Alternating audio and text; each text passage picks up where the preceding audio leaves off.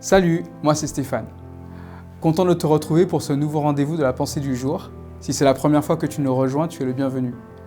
En temps de crise, c'est toujours touchant de voir des personnes qui s'entraident, qui sont solidaires les unes avec les autres. Eh bien, c'est le sujet d'aujourd'hui.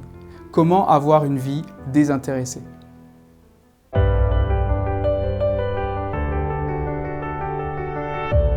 La pensée du jour se trouve dans Proverbe 11 au verset 26.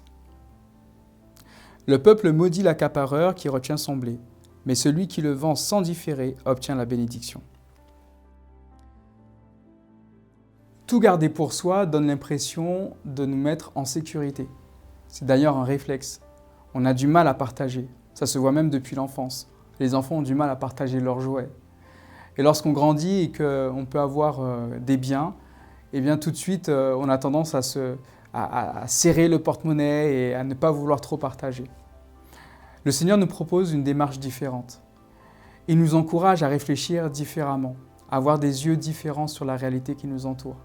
Et il nous explique dans sa parole que c'est une source de bénédiction, une source de joie et de bonheur que de pouvoir donner.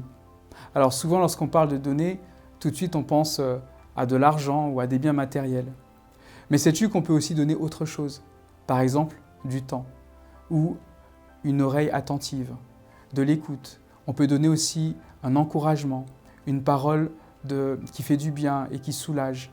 Et je crois que c'est une belle possibilité que nous avons de pouvoir faire cette démarche-là avec le Seigneur et les personnes vers lesquelles il va nous envoyer. Je suis convaincu que nous tous, aujourd'hui encore en cette nouvelle journée, nous avons l'opportunité de rencontrer des personnes, peut-être que nous connaissons ou que nous ne connaissons pas.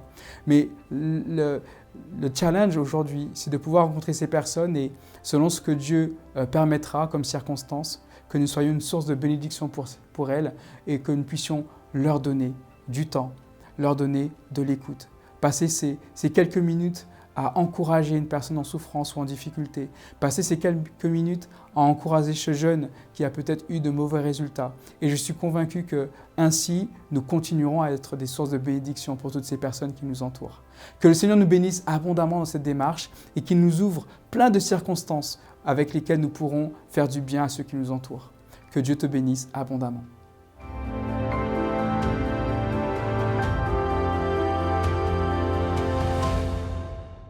Ça me fait vraiment plaisir de partager ces moments avec toi. C'est vraiment enrichissant et j'espère que toi aussi tu es beaucoup enrichi avec tous ces messages.